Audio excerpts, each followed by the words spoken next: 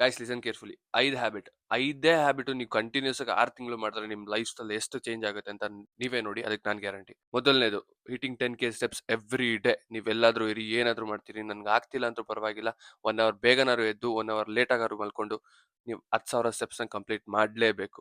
ಎರಡನೇದು, workout 5 days a weak. ನೀವು ಏನಾದ್ರೂ ಮಾಡಿ 5 ದಿನ ವರ್ಕೌಟ್ ಮಾಡಲೇಬೇಕು. ಇನ್ನು ಒಂದಿನ ರೆಸ್ಟ್ ಕೊಟ್ಬಿಟ್ಟು ಇನ್ನೊಂದ್ ದಿನ ಸರ್ಕ್ಯೂಟ್ ಏನಾದ್ರೂ ಮಾಡ್ತೀರಾ ಅಂದ್ರೆ ಮಾಡ್ಕೊಳ್ಳಿ.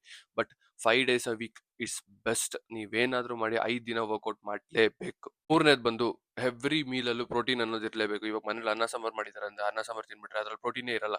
ಸೊ ಕ್ಯಾಲ್ಕುಲೇಟ್ ಮಾಡಿ 25 ಗ್ರಾಮ್ ಆದ್ರೂ ಪ್ರೋಟೀನ್ ಒಂದು ಮೀಲ್ ಅಲ್ಲಾದ್ರೂ ಇರಲೇಬೇಕು. ನಾಲ್ಕನೇದು ಬಂದು ಸ್ಲೀಪ್. ನೀವೇನಾದ್ರೂ ಮಾಡಿ, ಎಷ್ಟಾರು ವರ್ಕೌಟ್ ಮಾಡಿ, ನೀವು ಕರೆಕ್ಟಾಗಿ ನಿದ್ದೆ ಮಾಡಿಲ್ಲ ಅಂದ್ರೆ ಬಾಡಿ ರಿಕವರಿ ಅಂತೂ ಆಗಲ್ಲ. ಮಿನಿಮಮ್ 7 ರಿಂದ 8 ಅವರ್ ನೀವು ಸ್ಲೀಪ್ ಮಾಡಲಿಲ್ಲ ಅಂದ್ರೆ ನಿಮ್ಮ ಬಾಡಿಗೆ ನಿಜವಾಗ್ಲೂ ರಿಕವರಿ ಆಗಲ್ಲ. ನಿಮ್ಮ ಬಾಡಿ ಗ್ರೋನು ಆಗಲ್ಲ, ಏನೂ ಆಗಲ್ಲ. Sleep is mine important on body building, on fitness.